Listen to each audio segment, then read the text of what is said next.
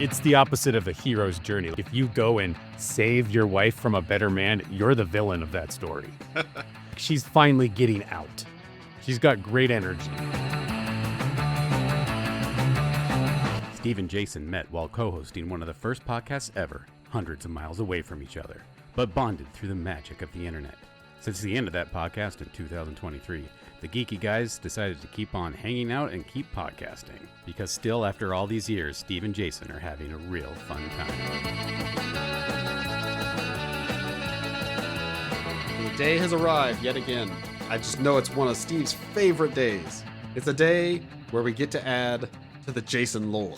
You act like I'm excited about this, but the last time I was excited for a Jason lore dump, I finally got you to tell the tick on your dick story, and it was so dumb. It's the worst story you ever told. You're like, yeah, I got a tick on my penis. End of story. I'm like, there's gotta be more. And yet there wasn't.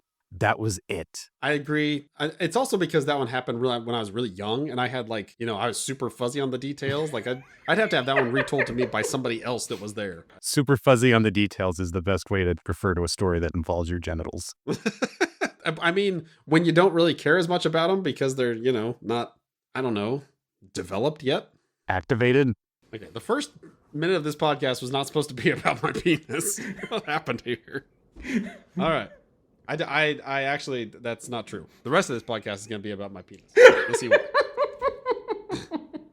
So, if we rewind to the olden college days, you'll recall that I was engaged to a girl, and we went to the schools nearby each other. And when I finally got to the school that was near to hers, she went to for a semester abroad in Ireland. During that semester abroad, she discovered many wonderful things about the country and herself, including that she was gay. And what I have not, I don't think, ever told you or our dear listeners is that I was also told when she returned. So when she returned, initially, it was the gay thing was not a thing. She was not shaving her legs, so I kind of thought it might be a thing. But it was not explicitly a thing. That was one of the symptoms you found on WebMD. I don't have to look that one up. I just asked a buddy.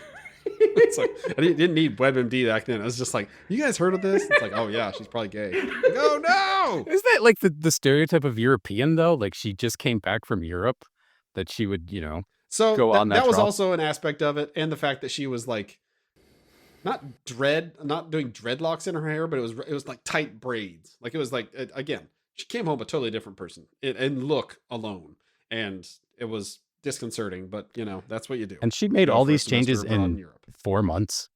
Yeah, it was. I think it was just begging to. She lived in a small town in Kansas, and she was not the kind of spirit that would normally live in a small town in Kansas. So, she was just happy to spread her wings and fly. So while she was on this trip, it wasn't when she got home necessarily. It was while she was on the trip. She told me in one of our phone calls, which were fleeting because I would love to talk to her all the time, and she was in a semester abroad in Europe. Why would she want to talk to her erstwhile fiance / boyfriend / whatever we were at the time?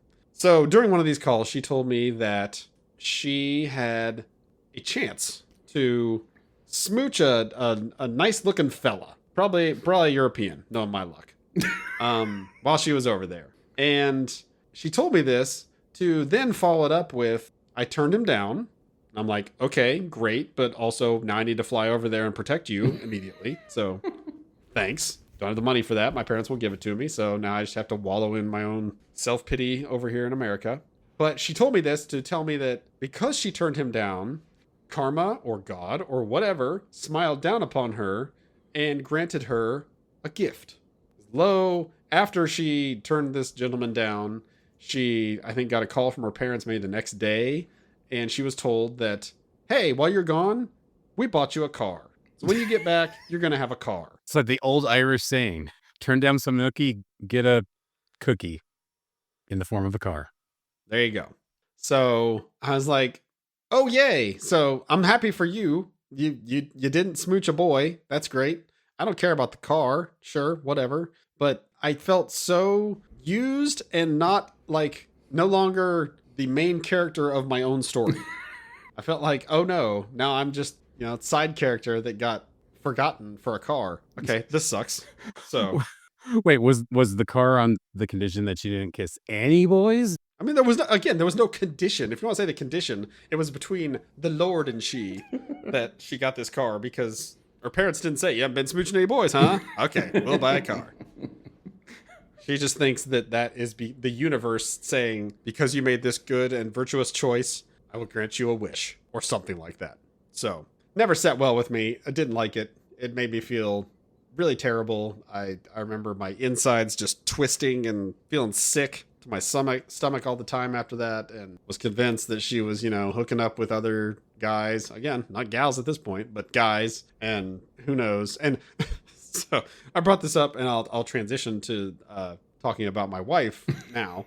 But I told her this story, and she was just like, "Are you sure it was a guy she decided not to kiss?" And I'm like, I mean, now that you bring it up, it is possible that since she had not told me about her other life changes yet, that maybe it was a woman and my life would have sucked even more. So she just kept that part out for my, I don't know, own safety and sanity.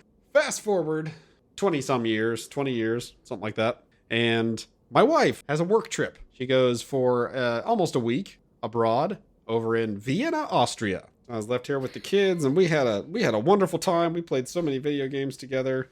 My kids have gotten into Spelunky. I didn't think deathmatch in Spelunky would be a thing. Like I tried to get them into it years ago, and while she was gone, we got hardcore into like deathmatch and even adventure Spelunky, and it was a time. Like every night, we would rush through dinner so we could get to playing Spelunky together for like 2 hours before they go to bed. Oh, it was great. So while she is over there, she at one point sends me a text. This text reads as follows. So while she's there, she's doing mostly work stuff. She really doesn't have a whole lot of time to go out and do anything fun. She did get to go to museum, and I think the last full day she was there, she went to essentially an Oktoberfest. It was a huge party. She sent videos back to us, and because the kids, of course, wanted to see everything she was doing. So she sent this video of like this. It looked like a big tent, but I mean, I think it was just a big warehouse looking space where these people were playing music and everybody was dancing and drinking and having a great old time. That's great. I am not so insecure about myself anymore that I see my wife having fun over there without me and say, well, she's clearly cheating on me. Oh God, I have to do something about that now. Must go to Europe. My old nemesis. My women in Europe.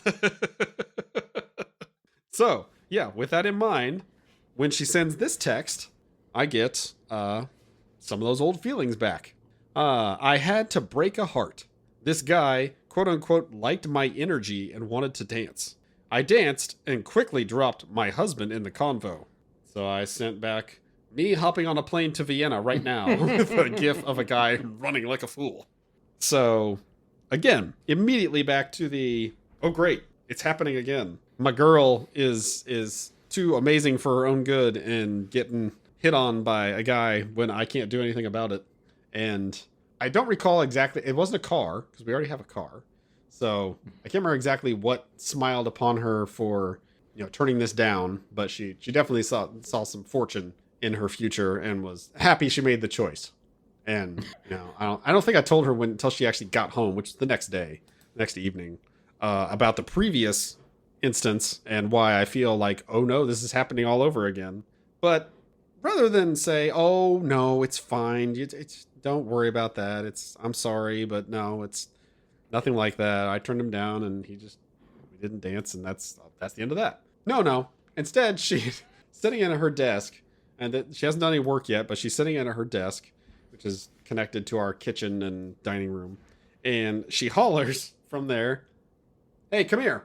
Okay, what? I don't ever look at your work. What are you doing? This is going to be boring.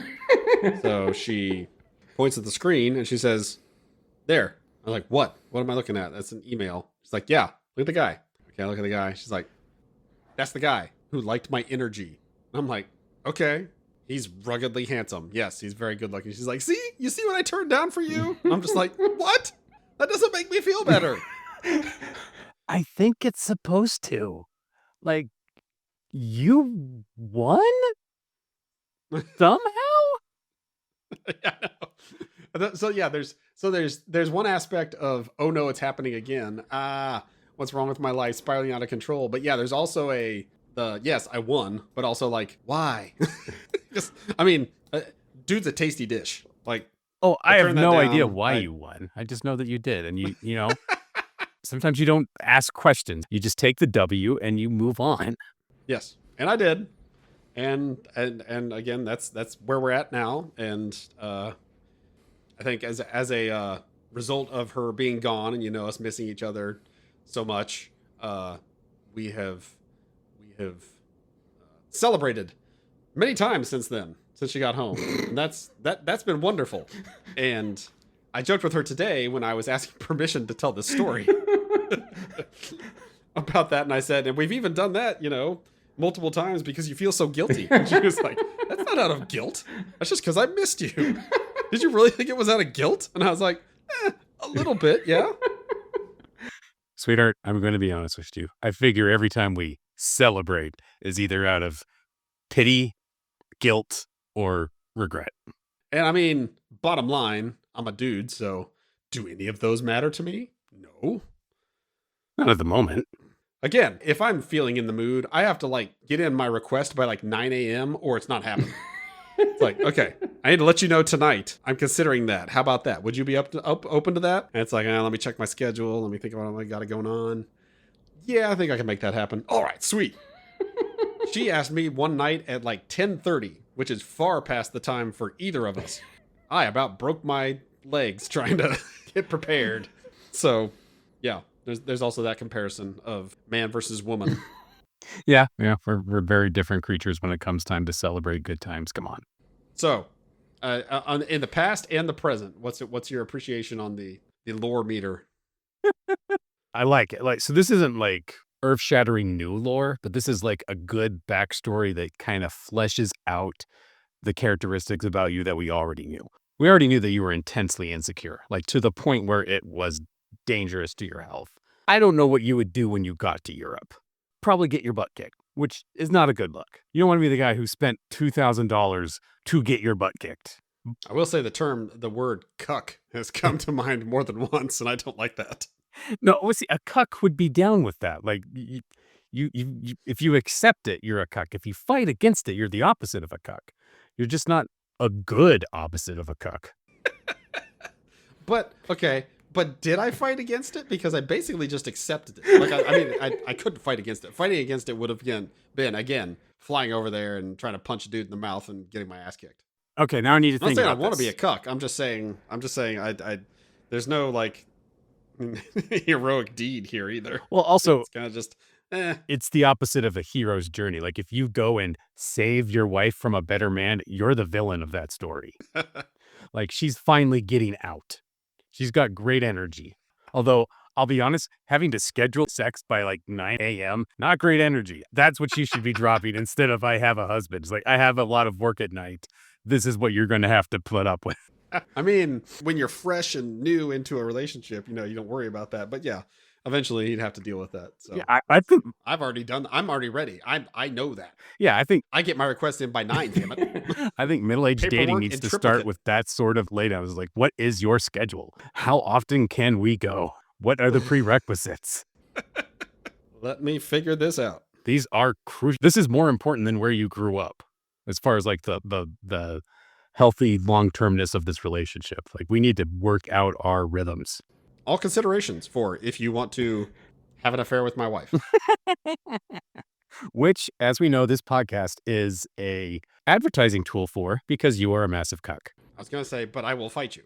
So that would make me not. Okay, so, because here's the problem, Jason. We don't really define words anymore. We just use them, and we listen to other people use them.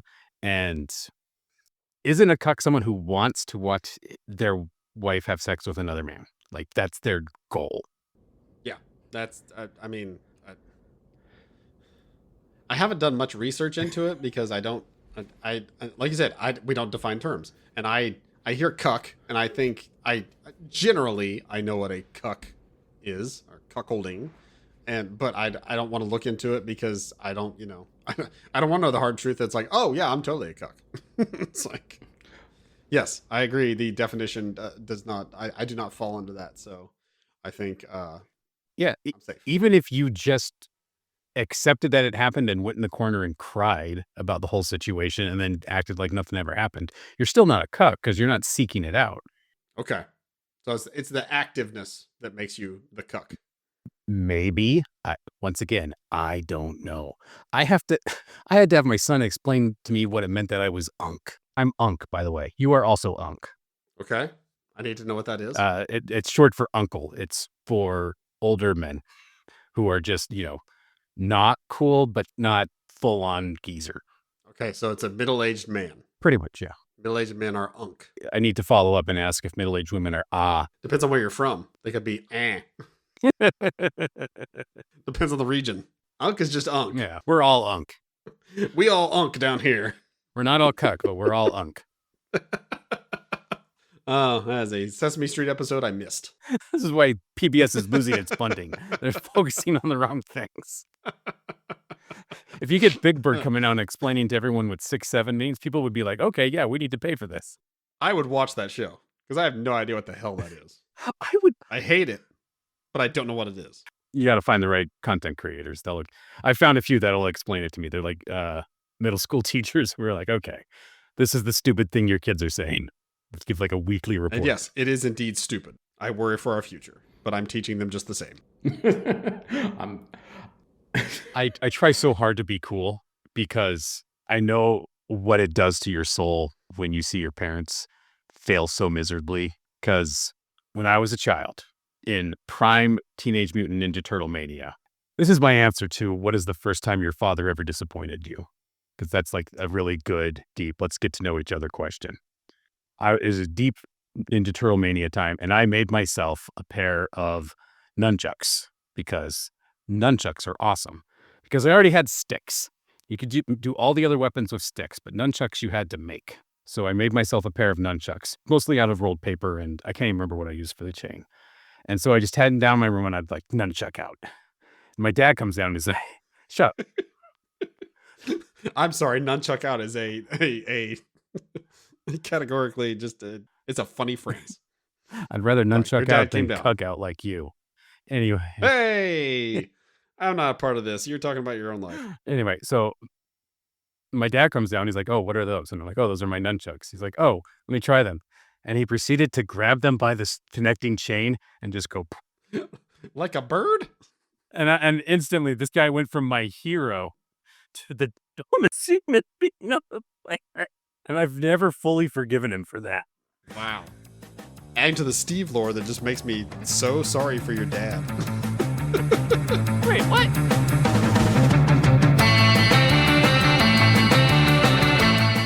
Thank you for joining us for this episode of Steve and Jason Are Having a Real Fun Time.